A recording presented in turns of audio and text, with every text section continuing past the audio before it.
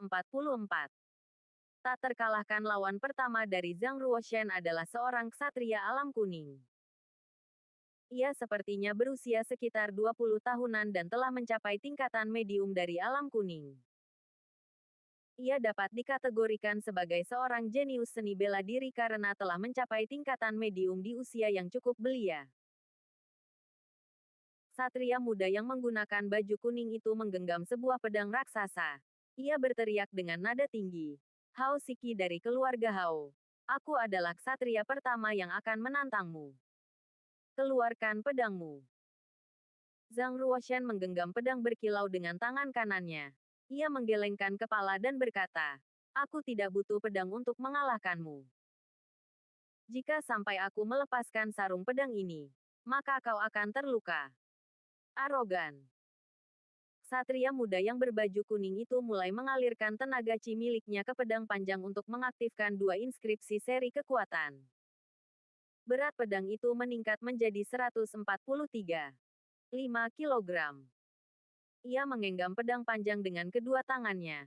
Lalu ia mulai menghunuskan pedang itu ke arah Zhang Ruoshan. Pada saat itu, bahkan seorang ksatria tingkatan akhir dari alam kuning akan dengan segera menghindari serangannya. Boom! Zhang Ruoshan tidak beranjak kemana-mana. Ia hanya mengayunkan sarung pedang dan membelah leher ksatria muda itu. Ding! Pedang panjang milik ksatria itu terjatuh di tanah. Ksatria muda yang mengenakan baju kuning itu berteriak dan terlempar ke tanah. Ia kehilangan kendali. Ksatria itu memegangi lehernya. Ia berdiri dan mengambil pedang panjang miliknya. Ia menatap Zhang Ruoshan dengan hormat. Lalu berkata, terima kasih karena tidak membunuh saya. Ia sungguh sangat beruntung karena Zhang Ruoshan tidak melepaskan pedang dari sarungnya. Jika sampai Zhang Ruoshan melakukan itu, maka bisa dipastikan bahwa kepala ksatria muda itu akan terpenggal. Ronde 2. Menang. Ronde 3. Menang. Ronde 4. Menang. Zhang Ruoshan telah memenangkan 4 kali pertandingan berturut-turut. Ia hanya berdiri di tengah-tengah lapangan seperti sebongkah batu. Ia belum menggerakkan kakinya sama sekali. Siapapun yang menantang Zhang Ruoshan di lapangan akan dipukul mundur dengan gerakan yang sama. Tidak peduli seberapa tinggi tingkat pengolahan milik mereka. Bagaimana mungkin bocah lelaki itu begitu kuat? Bahkan Luo Tian, seorang ksatria yang telah mencapai tingkatan akhir dari alam kuning, tidak bisa menghindari serangan dari sarung pedang Zhang Ruoshan. Seorang gadis dari keluarga terhormat. Ia berusia 16 tahun dan sedang menatap Zhang Ruoshan. Zhang Ruoshan benar-benar terlalu muda dan memiliki kekuatan yang luar biasa. Para ksatria tingkatan akhir dari alam kuning tidak ada yang sanggup membuat Zhang Ruoshan mengeluarkan pedang dari sarungnya. Ia pasti telah berlatih pemahaman pedang dan mencapai tingkat pedang pengikut pikiran. Kecuali para lawannya mampu mengimbangi pemahaman pedang miliknya, maka mereka memiliki kesempatan untuk membuat Zhang Ruoshan menggerakkan kakinya. Sue Bingsheng mengibaskan kipas di tangannya. Ia tersenyum lalu berkata, haha. Kau tidak tahu siapa dia. Apa kau tahu? Orang-orang balik bertanya. Sue Bingsheng menjawab.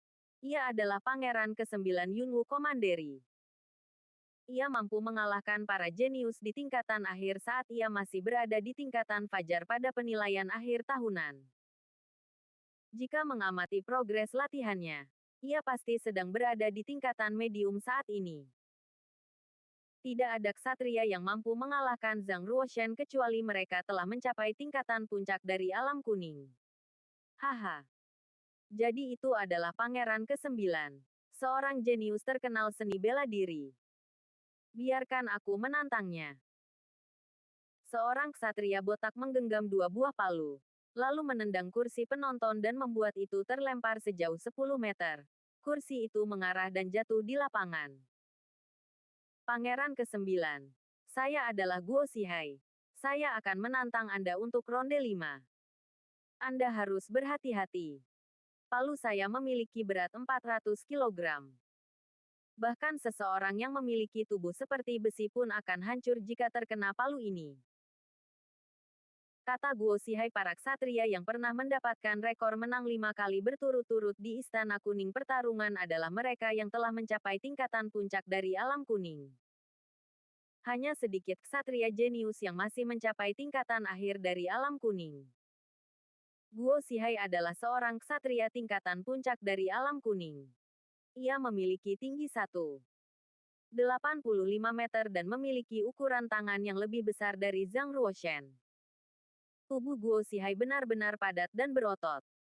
Guo Xihai dilahirkan dengan kekuatan yang luar biasa. Ia mampu melepaskan kekuatan 30 banteng saat mencapai puncak dari alam kuning. Mungkin Pangeran ke-9 akan kalah. Mendengar percakapan-percakapan yang ada di bangku penonton, Putri ke-9 Komandan menjadi khawatir. Sebab, lawan yang akan dihadapi oleh Zhang Ruoshan adalah seorang ksatria tingkatan puncak. Seorang ksatria tingkatan puncak dan seorang ksatria tingkatan akhir adalah tidak sama. Ada jurang menganga yang menjadi pemisah kekuatan mereka. Oh! Guo Xihai mengerang. Dan otot-ototnya terlihat menyembul keluar. Ia mengayunkan kedua palunya seperti kincir angin dan menciptakan pusaran angin. Palu liar. Guo Xihai menyerang dengan kekuatan penuh. Ia menggunakan teknik bela diri kelas rendah tingkatan manusia. Ia mengayunkan kedua palunya ke arah Zhang Ruoshan. Satu palu menarget kepala Zhang Ruoshan. Satu lagi adalah kakinya. Dengan serangan seperti itu, Zhang Ruoshan terpaksa harus mundur meski tingkat pengolahan miliknya cukup kuat. Sesaat setelah Zhang Ruoshan melangkah mundur, Guo Xihai semakin bersemangat dan terus memberikan tekanan kepada Zhang Ruoshan. Ia ingin mengalahkan Zhang Ruoshan dengan teknik pusaran palu seperti itu. Bang! Zhang Ruoshan mengayunkan sarung pedangnya seperti sebelumnya. Ia berhasil mengenai satu palu milik Guo Xihai. Tiba-tiba putaran palu itu tidak seimbang, lalu mengenai dada dari Guo Xihai. Boom! Guo Xihai terjatuh di tanah dengan dua palu miliknya. Bagaimana? Bagaimana mungkin? Guo Xihai mengusap dadanya yang berdarah. Ia terlatih-tatih mencoba untuk bangkit dan berdiri. Ia menatap Zhang Ruoshan yang sedang berdiri di tengah-tengah lapangan. Ia tidak bisa melihat atau bahkan menyadari bahwa Zhang Ruoshan telah menggerakkan sarung pedangnya. Ia hanya tahu bahwa ia terjatuh di lapangan karena ulah dari palunya sendiri. Bahkan Guo Xihai tidak mampu membuat Zhang Ruoshan melepaskan pedang dari sarungnya. Bagaimana mungkin lelaki muda itu begitu kuat? Sue Binseng menjadi lebih serius dan berkata, pemahaman pedang milik Pangeran ke-9 setidaknya berada di tingkatan menengah dari pedang pengikut pikiran. Mungkin juga teknik pedangnya sudah berada di tingkatan lanjutan. Mustahil. Bahkan untuk para ksatria alam hitam, hanya sedikit dari mereka yang mampu menguasai tingkatan lanjutan dari pedang pengikut pikiran. Sue Binseng tersenyum tipis dan berkata, mari kita lihat. Ini masih ronde 5. Maka para ksatria selanjutnya pasti lebih kuat. Lagi pula, seseorang pasti dapat menemukan kelemahannya. Jika ia mampu bertahan sampai ronde 8, maka aku sendiri yang akan mengalahkan dia. Pada saat ini, Putri ke-9 Komandan dan San Xiangling menjadi sangat terkejut. Mereka tidak menyangka bahwa Zhang Ruoshan bisa begitu kuat. Ia mampu mengalahkan seorang ksatria tingkatan puncak dari alam kuning hanya dengan satu kali gerakan. Apakah mungkin tingkat pengolahan saudara ke-9 telah menembus tingkatan akhir dari alam kuning? Kata Putri ke-9 Komandan. Ia pasti berada di tingkatan akhir dari alam kuning. Berapa lama ini sejak penilaian akhir tahunan? Dan Pangeran ke-9 telah berhasil menembus 2 tingkatan pengolahan. Ia benar-benar luar biasa. Kata San Xiangling. Ia tidak bisa percaya bahwa ternyata ia harus menyaksikan talenta dari seorang ksatria yang luar biasa seperti itu. Seorang ksatria lain yang berada di tingkatan puncak dari alam kuning mulai memasuki lapangan. Ia adalah seorang wanita berusia 20 tahunan yang mengenakan gaun berwarna nila. Ia terlihat menggenggam sebuah pedang. Seorang wanita yang mengenakan gaun berwarna nila itu berdiri di depan Zhang Ruoshan. Ia mengamati gerak-gerik Zhang Ruoshan. Ia berusaha mencari titik kelemahan lawannya. Tidak ada satu kelemahan sama sekali. Aku harus memaksanya untuk menunjukkan itu. Crash.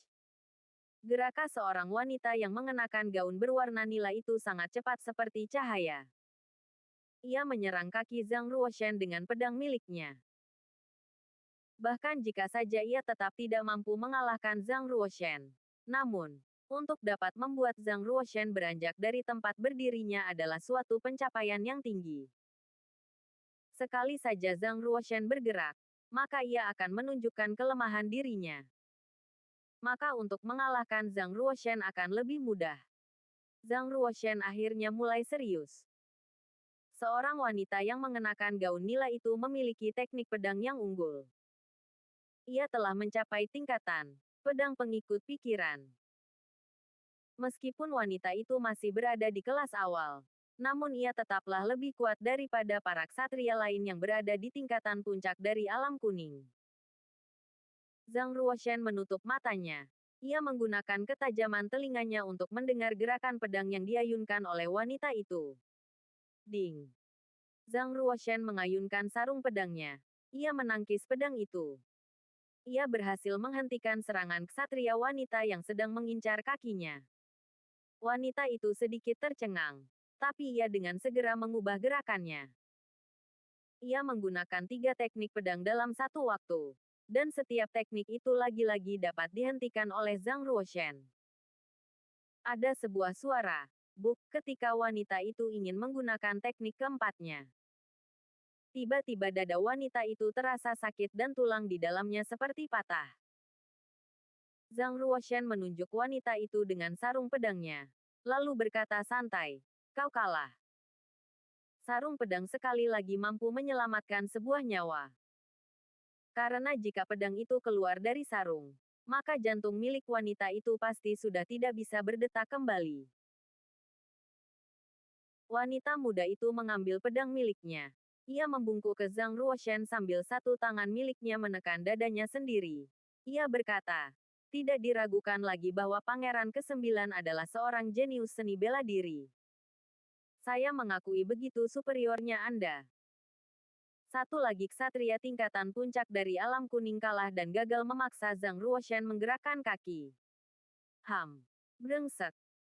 Ia masih berusia 16 tahun. Tapi tingkat pengolahan miliknya benar-benar kuat. Aku tidak akan membiarkannya hidup. Tidak sama sekali. Liu Chengfeng menjadi sangat marah. Ia berkata pada penjaga yang berdiri di sampingnya, "Panggilkan Han Fu. Katakan padanya bahwa ini saat yang tepat." "Siap," kata penjaga sebelum bergegas pergi. Liu Chengfeng menatap San Xiangling. Gadis itu berada di bangku penonton bagian bawah. Sebuah senyum jahat tersungging dari bibir Liu Chengfeng. "San Xiangling, mari kita lihat siapa yang bisa menyelamatkanmu setelah Zhang Ruoshan mati di lapangan." Haha. Setelah menyaksikan kualitas bertarung dari Zhang Ruoshan, seluruh istana kuning pertarungan menjadi riuh oleh sorak-sorai. Akhirnya, Zhang Ruoshan bertemu dengan lawan ketujuhnya. Hong Tao. Ia memiliki tingkat pengolahan puncak dari alam kuning. Ia juga mendapatkan tanda suci es. Ia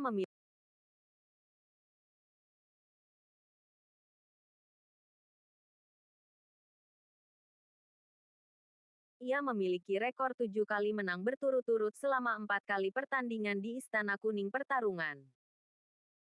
Sebagai catatan, ia juga telah mencapai tingkatan pedang pengikut pikiran kelas awal. Tetapi ia tidak menggunakan pedang melainkan sebuah cambuk. Maka itu dinamakan cambuk pengikut pikiran. Saya adalah Hong Tao. Salam Pangeran ke-9. Saya berharap Pangeran ke-9 dapat mengampuni jika saya menjadi kurang ajar nanti.